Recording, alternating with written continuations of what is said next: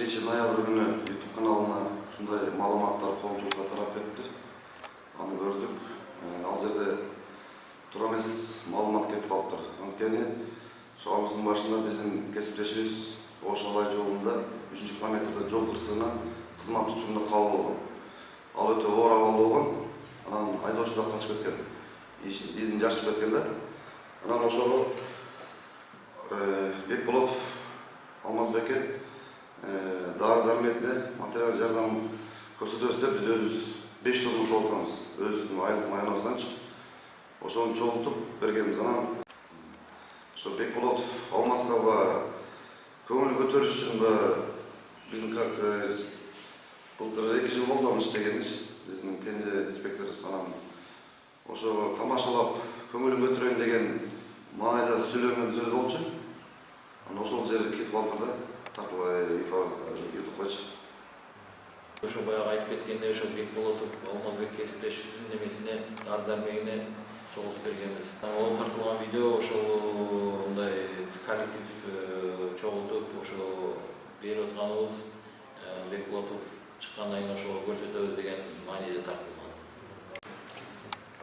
Эми ал тартылып кеткен видео боюнча ошо Бекболотов Алмаздын өзүнө көрсөтүп, шиновузда ора колдоп жаткан, ооруп жаткан больницада маса ошо өздүк коллективине жардам берип атабыз деп духун көтөрүп, көңүлүн ачып коеюн деген ой менен тартылган экен.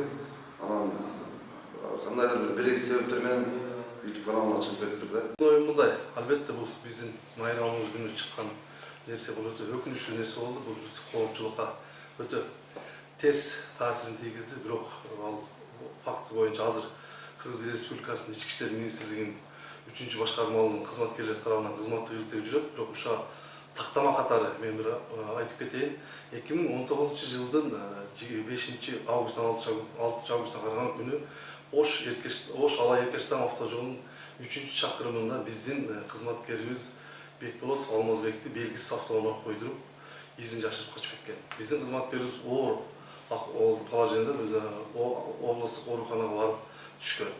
Ошол балага биздин ЖКБнын кызматкерлери өздөрү атайын протокол кылып чогулуш өткөрүштүрүп, ошого акча жыйнашкан. Анын протоколу дагы бар. Биздин 22-август күнү өз жыйын өткөрүшүп, протоколдо чечим чыгарып, ар бир кызматкерден акчалай 500 сомдон топтолсун деп протокол чыгарып чечимин берген.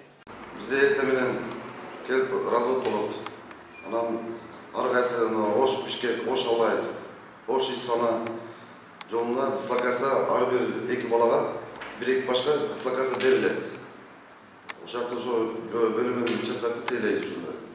Анан андай эмес, акча чогултат, дислокация мындай акча менен берет деген. Андай эмес. Командир өзү бөлүштүрөт, иштеген кайра дислокацияны алып экисине берет.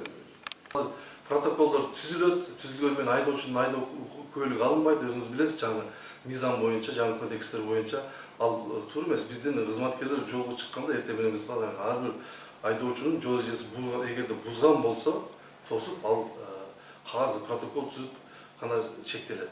Мурдагыдай квитанция жок, биз акча алып туруп акча берип ошол протокол немени толтурабыз деген, план толтурабыз деген андай нерселер жок.